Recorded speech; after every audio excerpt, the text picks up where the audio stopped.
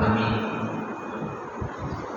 والصلاة والسلام على أشرف الأنبياء والمرسلين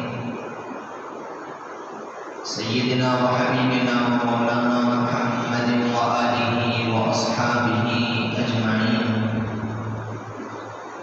وأشهد أن لا إله إلا الله وحده لا شريك له وأشهد أن سيدنا محمدا عبده ورسوله أما بعد فأعوذ بالله من الشيطان الرجيم بسم الله الرحمن الرحيم وما آتاكم الرسول فخذوه وما نهاكم عنه فانتهوا صدق الله مولانا العظيم وصدق رسوله النبي الكريم الأمين إن الله وملائكته يصلون على النبي يا أيها الذين آمنوا صلوا عليه وسلموا تسليما اللهم صل على سيدنا ومولانا محمد النبي الأمي وعلى آله وصحبه أجمعين مولاي صل وسلم دائما أبدا على حبيبك خير الخلق كلهم الصلاة والسلام عليك يا سيدي يا رسول الله وعلى آلك وأصحابك يا سيدي يا خاتم الأنبياء والمرسلين. حاضرین و سامعین کرام، اللہ تعالیٰ نے اپنے آخری نبی صلی اللہ علیہ وآلہ وسلم کو اسی ماہ ربیع الاول میں اس دنیا میں بھیجا اور آپ صلی اللہ علیہ وسلم کو مختلف الجہاد زندگی عطا فرمائی.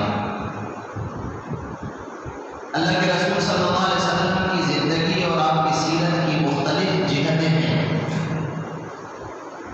ایک جہت سے آپ صلی اللہ علیہ وسلم اپنی خانگی اور گھر کے افراد کے ساتھ زندگی گزارتے ہیں.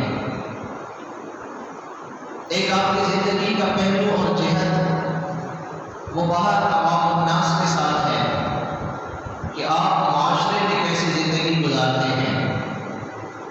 آپ کی زندگی کا ایک پہلو اور جہت وہ اقوام عالم کے ساتھ تعلق ہے.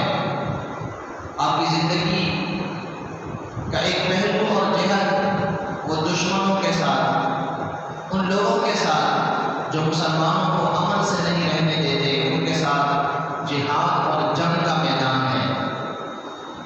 آپ صلی اللہ علیہ وسلم کی زندگی کی ایک جہت اپنے دوست احباب کے ساتھ مل بیٹھ کر اور ان کے ساتھ مزہ اور زندگی کی باتیں کرنا ہے.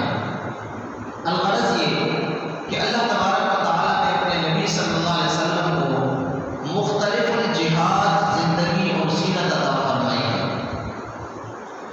انہی جہادوں اور پہلوؤں میں سے ایک پہلو اور ایک جہاد رسول اللہ صلی اللہ علیہ وسلم کا جو ان تمام جہاد میں غالب ہے اور آپ کو دنیا میں بھیجنے کا مقصد بھی ہے، وہ یہ ہے کہ رسول اللہ صلی اللہ علیہ وسلم لوگوں کو اللہ کا پیغام سنائیں، اللہ کے احکامات لوگوں تک پہنچائیں.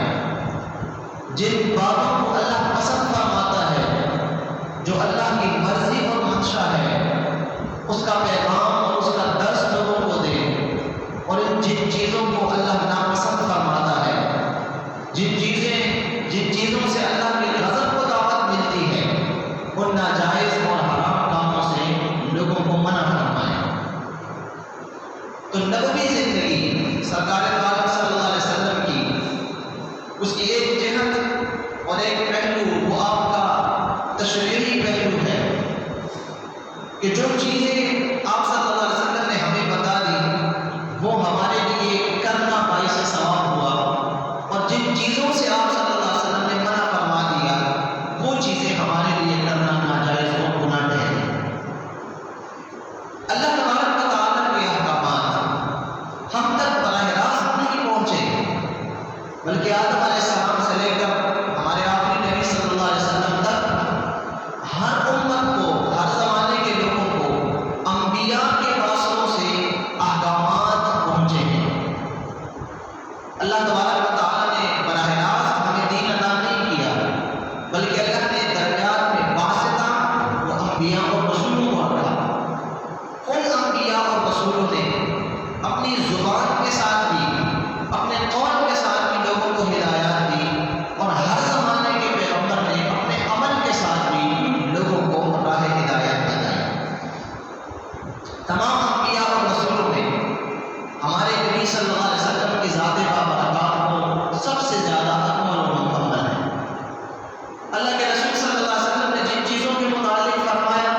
یہ فرض ہے، یہ واجب ہے، یہ لازم ہے، وہ چیزیں امت کے لیے فرض، لازم اور واجب ٹھہرتی ہیں۔ اور جن چیزوں کو اللہ کے رسول صلی اللہ علیہ وسلم نے ناجائز بتایا، حرام بتایا، مکروہ بتایا، وہ ہمارے لیے ناجائز، حرام اور مکروہ ٹھہرتی ہیں۔ تو اللہ کے رسول صلی اللہ علیہ وسلم کی ذات بابرکات ہمارے لیے ایک مشعل راہ ہے، آپ کی ذات ہمارے لیے اسوہ حسنہ ہے۔ اسی لیے اللہ تبارک و تعالیٰ نے سورۃ الاحزاب میں ہمیں حکم دیا، لقد کان لکم فی رسول اللہ اسوۃ حسنہ، تمہارے لیے رسول اللہ صلی اللہ علیہ وسلم کی زندگی میں، آپ کی سیرت میں ایک بہترین اسوہ، بہترین راستہ، بہترین طریقہ پڑا ہوا ہے۔ اگر تم اللہ کے راستے پہ چلنا چاہتے ہو، اللہ کی مرضی کے مطابق زندگی گزارنا چاہتے ہو اور اللہ کی رضا حاصل کرنا چاہتے ہو، تو اس کے لیے تمہیں رسول اللہ صلی اللہ علیہ وسلم کا اسوہ، آپ کی سنت اور آپ کے دین کو اپنانا پڑے گا۔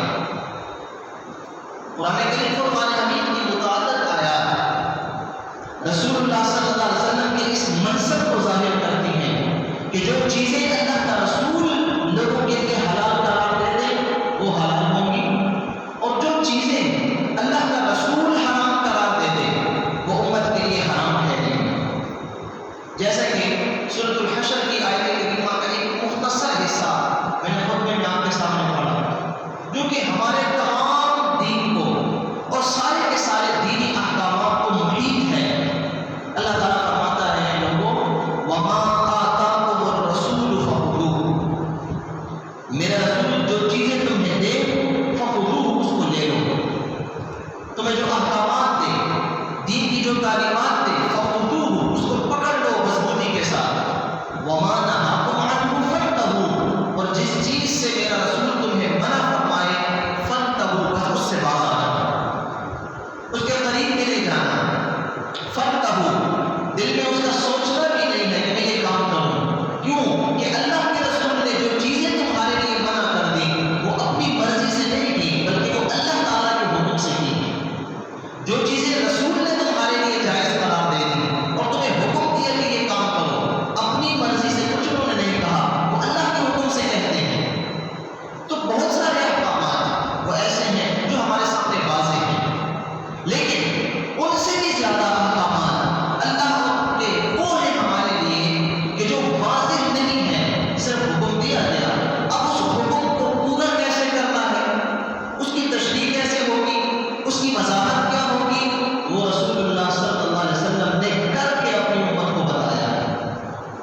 اس لیے اگر کوئی بندہ یہ کہتا ہے کہ ہمارے لیے بس قرآن کریم کافی ہے، اور قرآن جو ہے وہ واضح کتاب ہے، جیسا کہ قرآن خود کہتا ہے کہ قرآن ایک واضح کتاب ہے، اب ایک بندہ یہ کہے، اس کی وضاحت کا وہ غلط معنی لے، تو وہ یہ کہے کہ نہیں، جب قرآن کافی ہے تو ہمیں حدیث کی ضرورت نہیں ہے، جب قرآن کافی ہے ہمیں اللہ کے رسول صلی اللہ علیہ وسلم کی سنت کی ضرورت نہیں ہے، اور وہ حضور اکرم صلی اللہ علیہ وسلم کی ذات کو بالکل دین سے ہٹا دیتا ہے، تو گویا کہ وہ رسول اللہ صلی اللہ علیہ وسلم کو صرف اور صرف ایک نمائندہ سمجھتا ہے جس نے اللہ سے احکامات لیے ہم تک پہنچا دیے، اب اس پہنچانے والے کا کام ختم، اب ہم جانیں اور جو احکامات اللہ نے بھیجائے وہ جانیں۔ یہ سوچ جو رکھتا ہے، یاد رکھیے وہ اسلام دشمن ہے۔ یہ سوچ جو رکھتا ہے وہ رسول اللہ صلی اللہ علیہ وسلم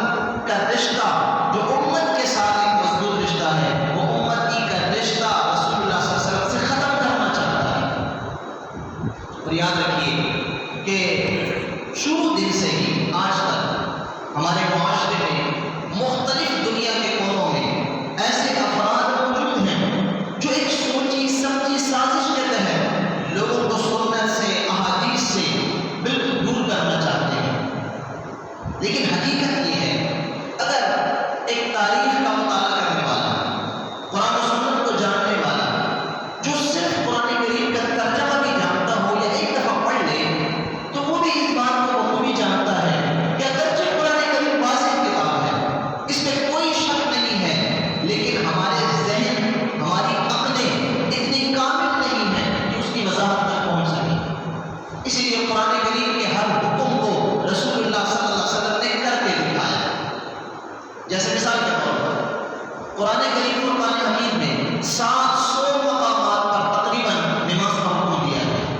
نماز قائم کرو، مختلف صیغوں سے، مختلف جو ہے وہ آیات میں اللہ نے ہمیں 700 مرتبہ نماز کا حکم دیا۔ اب نماز جو ہے قرآن کریم نے نماز کو صلاۃ قرار دیا، صلاۃ، جیسے اقیموا الصلاۃ، یقیمون الصلاۃ، اقیم الصلاۃ، صلاۃ، صاد لام اور تا، پڑھنے میں جو صلاۃ آتا ہے صاد کے ساتھ، یہ کہتے ہیں نماز کو۔ لیکن یاد رکھیے اگر آپ عربی ڈکشنری اٹھائیں تو اس میں صلاۃ کا معنی نماز نہیں ہے، اس میں صلاۃ کا معنی نماز نہیں ہے۔ صلاۃ کہتے ہیں اپنے بدن کو حرکت دینا، اپنے بدن کو ہلانا، حرکت دینا، ایک پوزیشن سے دوسری پوزیشن میں لے کے جانا، ایک جہت سے بدن کو دوسرے جہت میں لے کے جانا، اس کو عربی ڈکشنری میں، عربی زبان میں اس کو صلاۃ کہتے ہیں۔ جیسے اس کو ہم عام طور پر اپنی زبان میں ورزش کہتے ہیں۔ ایکسرسائز جب ایک شخص کرتا ہے وہ بار بار اپنے بدن کے ایک حصے کو ہلاتا ہے، ایک حصے کو حرکت دیتا ہے، پھر وہ دوسرے بدن کے حصے کو حرکت دیتا ہے، کبھی ایک پوزیشن میں وہ بالکل جھکتا ہے، پھر کھڑے ہوتا ہے، پھر جھکتا ہے، پھر کھڑے ہوتا ہے۔ تو اپنے بدن کے مختلف اعضاء کو مختلف جہتوں میں حرکت دینا اصل میں صلاۃ اس کو کہتے ہیں۔ اب اللہ تعالیٰ فرماتا ہے اقیموا الصلاۃ، تم صلاۃ قائم کرو۔ اب اگر عربی ڈکشنری آپ اٹھائیں تو آپ کو صلاۃ کا معنی یہ ملے گا، ایکسرسائز کرنا، ورزش کرنا۔ لیکن اللہ کے رسول صلی اللہ علیہ وسلم نے ہمیں بتایا کہ قرآن کریم میں جہاں صلاۃ کا لفظ ہے، اس سے مراد اپنی روزمرہ کی ورزش، ایکسرسائز نہیں ہے، بلکہ اس سے مراد مخصوص قسم کی عبادت ہے جس کو ہم نماز کہتے ہیں۔ اب یہ صلاۃ کا معنی ڈکشنری میں ہے، قرآن کریم میں صلاۃ کا لفظ ذکر کیا گیا، لیکن قرآن صلاۃ سے مراد کیا لیتا ہے؟ یہ اللہ کے رسول نے ہمیں بتایا کہ صلاۃ سے مراد نماز ہے۔ نماز میں بھی انسان مختلف حرکتیں کرتا ہے، پہلے کھڑا ہوتا ہے، پھر رکوع کرتا ہے، پھر سجدہ کرتا ہے، پھر بیٹھتا ہے، پھر اٹھتا ہے، پھر سلام پھیرتا ہے، اپنے بدن کو مختلف طریقوں سے حرکت دیتا ہے، خاص پوزیشن میں وہ اوپر نیچے ہوتا ہے، اس لیے اس کو صلاۃ قرار دیا گیا۔ لیکن اب صلاۃ کا مراد نماز ہے۔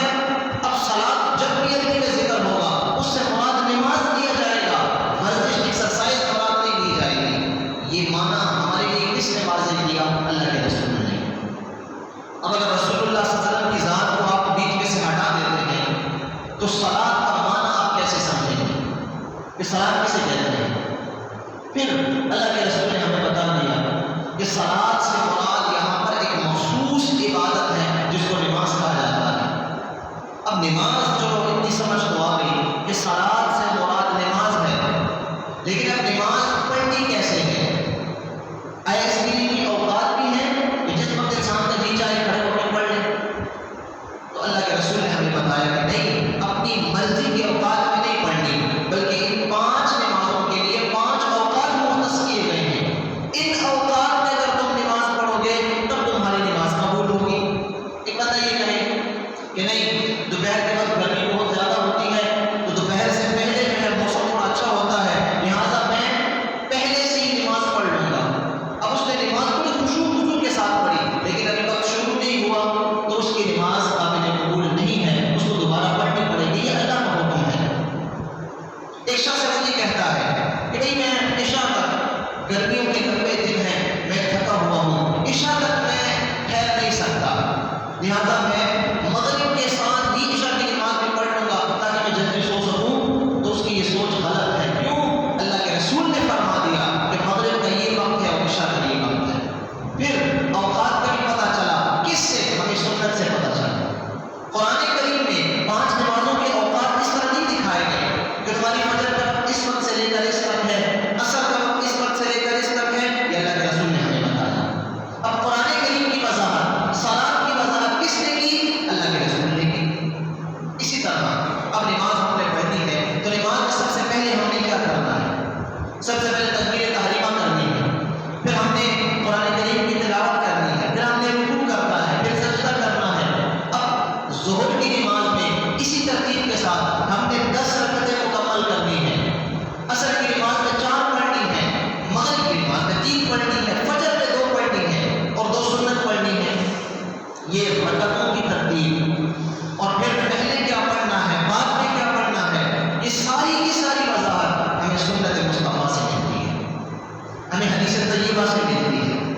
شخص یہ کہتا ہے کہ ہمیں احادیث کی سنت کی ضرورت نہیں ہے، احادیث کو بیچ میں سے نکال دیتا ہے، تو وہ نماز اپنے طریقے سے کیسے پڑھے گا؟ کبھی بھی وہ نہیں پڑھ سکتا۔ اللہ حضرت قیاس، اسی طرح جب قیام کیا، تکبیر تحریمہ کی، اس کے بعد سبحانک اللہم پڑھنا ہے، اس کے بعد پھر الحمد پڑھنی ہے، پھر اس کے بعد سورت پڑھنی ہے، پھر رکوع میں کون سی تسبیح کرنی ہے، سجدے میں کون سی تسبیح پڑھنی ہے، یہ سب کے سب ہمیں اللہ کے رسول صلی اللہ علیہ وسلم نے بتایا۔ قرآن کریم کو قرآن حمید کی آیت کریمہ نازل ہوئی، اللہ تعالیٰ ارشاد فرماتا ہے فَسَبِّحْ بِاسْمِ رَبِّكَ الْعَظِيمِ، سورۃ واقعہ میں آیا فَسَبِّحْ بِاسْمِ رَبِّكَ الْعَظِيمِ، اپنے اس رب کی تسبیح بیان کرو، العظیم جو بہت بڑا ہے، جو بڑا عظمت والا ہے۔ جب یہ آیت کریمہ نازل ہوئی تو اللہ کے رسول صلی اللہ علیہ وسلم نے ارشاد فرمایا اس آیت کو تسبیح بنا کر رکوع میں رکھ دو، اس لیے ہم رکوع میں پڑھتے ہیں سبحان ربی العظیم، اور حکم دیا گیا فسبح باسم ربک العظیم، اپنے اس رب کی پاکی بیان کرو جو عظیم ہے۔ تو اللہ کے رسول نے فرمایا اس آیت کو تسبیح بنا کر اپنے رکوع میں رکھو، یعنی رکوع میں یہ پڑھا کرو۔ تو ہم نے فسبح حکم تھا تسبیح بیان کرو، ہم نے اس حکم کو پورا کیا، رکوع میں ہم نے کہا سبحان ربی العظیم، ہم نے اس آیت پہ عمل کیا۔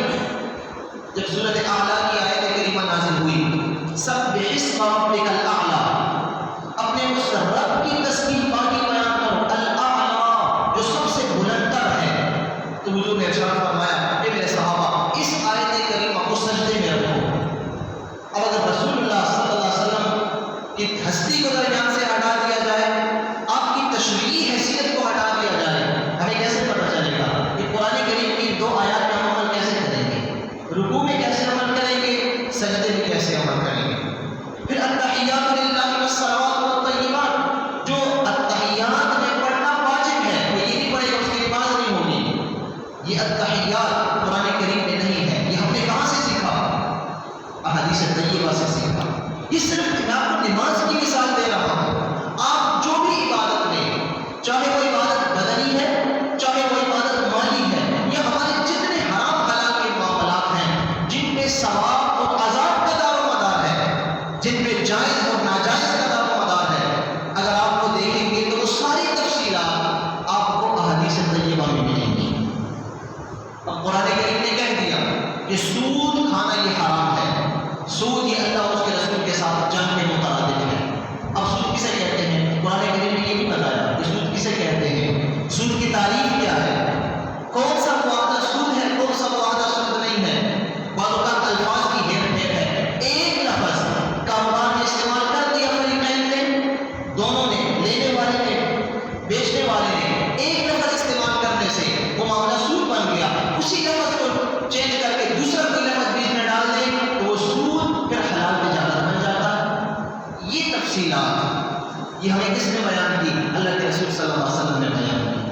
اب ایک بندہ کہے کہ یار سنت کی ضرورت نہیں ہے، احادیث طیبہ کو درمیان سے ہٹا دو، تو پھر وہ سود کی تعریف کیسے کرے گا، سود کی وضاحت کو کیسے کرے گا؟ اللہ تعالیٰ فرماتا ہے اتم الحج والعمرۃ للہ، اللہ کے لیے حج اور عمرہ کرو۔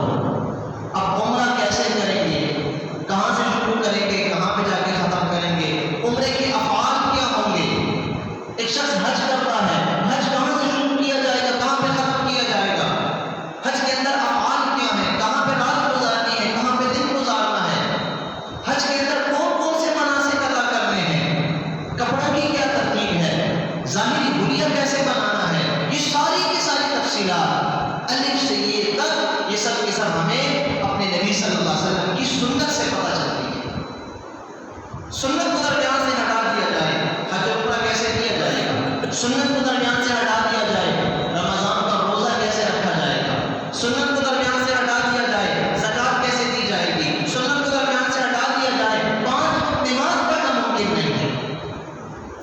صحابہ کرام جب نماز فرض ہوئی جماعت کے ساتھ پڑھنے لگے تو صحابہ کرام آتے یا رسول اللہ اب نماز میں ہم نے یہاں پہ کیا کرنا ہے، یہاں پہ کیونکہ نماز کا حکم آیا، جماعت کے ساتھ نماز پڑھی جانے لگی، فطری طور پہ ذہن میں سوال اٹھتے ہیں کہ ہم جب نماز پڑھیں گے تو پہلے کیا کریں گے، پھر کیا کریں گے، کیا کیا کریں گے؟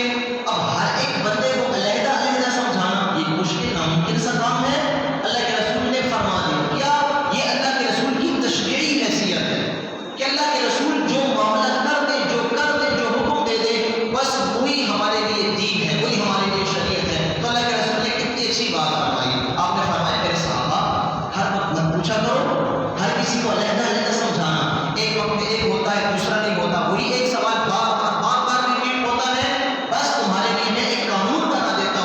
صلو کما رأیتمونی اصلی، بس مجھے دیکھا کرو، میں جس طرح پڑھ رہا ہوں تم اسی طرح کیا کرو۔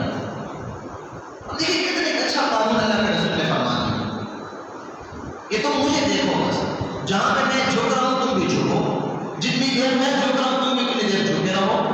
ہاں البتہ میں تمہیں یہ سمجھاؤں گا کہ جب نیچے ہوں گے تو پڑھیں گے کیا۔ اور پھر رسول اللہ صلی اللہ علیہ وسلم کی نماز اگر آپ حدیث طیبہ میں دیکھیں تو آپ کو یہ ملتی ہے کہ اللہ کے رسول صلی اللہ علیہ وسلم جان بوجھ کر اتنی آواز سے نماز پڑھا کرتے تھے، نماز کے اندر جو تسبیحات پڑھی جاتی ہیں، جو قرات کی جاتی ہے، اگر جو خفیہ نمازیں ہوتی ہیں، لیکن اللہ کے رسول اتنی آواز نکالتے کہ جو قریب کھڑے ہوتے پہلی صف میں وہ سن لیا کرتے تھے۔ وہ کس لیے؟ تربیت کے لیے۔ حالانکہ امام جو خفیہ نمازیں ہیں ان میں وہ اتنی بلند آواز سے قرات نہیں کرے کہ پیچھے لوگ سن لیں، یہ پھر مکروہ بنتا ہے، واجب کے خلاف ہے۔ لیکن اللہ کے رسول صلی اللہ علیہ وسلم کی خصوصیت تھی، آپ خفیہ نمازوں کو بھی اتنی آواز سے پڑھتے تھے کہ پہلی صف والے قریب کے جو 8-10 بندے ہوتے تھے وہ سن لیا کرتے تھے۔ کیوں آپ سنایا کرتے تھے؟ اس لیے حضور نے فرما دیا تھا کہ تم مجھے دیکھتے رہو، میں جس طرح نماز پڑھتا ہوں تم بھی اسی طرح پڑھو، تاکہ وہ لوگ تربیت حاصل کریں۔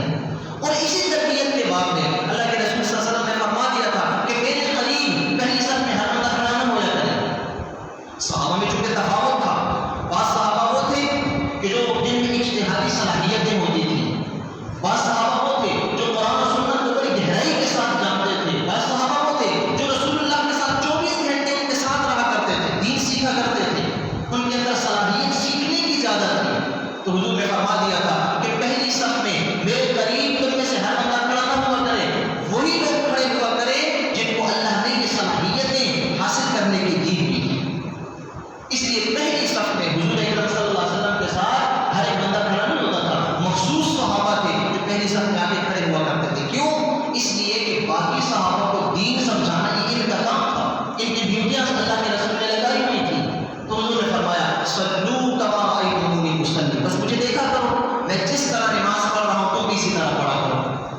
اب ایک بندہ کہتا ہے سنت کی ضرورت نہیں ہے، جس طرح کہ آج کل بہت سارے ایسے فتنے ہیں، یہ شروع دن سے ہی چلے آ رہے ہیں، کیونکہ آج کی نئی بات نہیں ہے، لیکن ہر دور میں ان کی نئی نئی شکلیں، انداز ان کے بدلتے رہتے ہیں، ہر دور میں ان کے نام بدلتے رہتے ہیں، اور یہ ہر دور میں لوگوں کو بڑی نپٹی چپٹی باتیں کرتے ہیں اور ایک فلسفیانہ انداز میں اور ایک لوجک ہر چیز سے آگے کر کے لوگوں کو گمراہ کرتے ہیں۔ لیکن اگر تجزیہ کیا جائے تو پچھلے زمانوں کی نسبت آج کے زمانے میں ان کی کارکردگی اور ایسے لوگوں کی جو ہے امت کو گمراہ کرنے کی سازشیں وہ پہلے سے بہت تیز اور آسان ہو چکی ہیں، کیونکہ آج کل وہ میڈیا ہے، ہر بندے کے پاس ہے، ہر عورت کے پاس ہے، ہر مرد کے پاس ہے، بچے جوان بوڑھے ہر کسی کے پاس ہے، اور ہر بندہ آزاد ہے۔ تو یہ جو اپنے آپ سے بزور یہ مفتی اور عالم اور اسکالر بنے ہوئے ہیں، جو موٹیویشنل اسپیکر بنے ہوئے ہیں، ان کا کام ہی یہی ہے کہ وہ اپنا فلسفہ جھاڑتے ہیں، جو حدیث ان کے فلسفے پہ پوری نہیں آتی، ان کی عقل پہ پوری نہیں آتی، جن کو عقل کی مار ہے، ان کو جس حدیث کی سمجھ نہیں آتی وہ کہتے ہیں حدیث ہی نہیں، وہ اس حدیث کا انکار کر دیتے ہیں۔ تو ہمارے بھولے والے جو عوام ہیں وہ بھی کہتے ہیں یار وہ فلاں بندہ کہہ رہا ہے کہ یہ حدیث ٹھیک نہیں ہے، یہ سنت ٹھیک نہیں ہے، فلاں بندہ کہہ رہا ہے۔ اب وہ بندہ کسی عالم سے، کسی پڑھے لکھے بندے سے پوچھنا گوارا نہیں کرتا کہ میں جا کے پتہ کروں کہ واقعی یہ بات صحیح بھی ہے کہ غلط ہے، بس وہ مانتے ہیں۔ کیوں؟ جو اس کے جی 10 لاکھ اس کے فالوورز ہیں، اس کے جی 80 لاکھ اس کے ویورز ہیں، وہ بندہ بالکل ٹھیک ہے۔ تو اس لیے یاد رکھیے یہ سازش ہے مکمل کہ لوگوں کو دربار رسالت سے دور کر دیا جائے۔ جب ایک مسلمان اللہ کے رسول صلی اللہ علیہ وسلم کی بات کو کوئی اہمیت ہی نہیں دے گا تو پھر وہ رسول اللہ کی ذات کو کیسے اہمیت دے سکتا ہے؟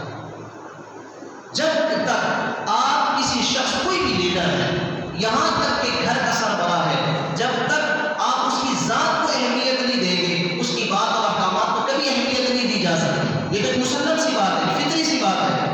بالکل یہی قاعدہ اللہ کے رسول صلی اللہ علیہ وسلم کے لیے بھی ہے۔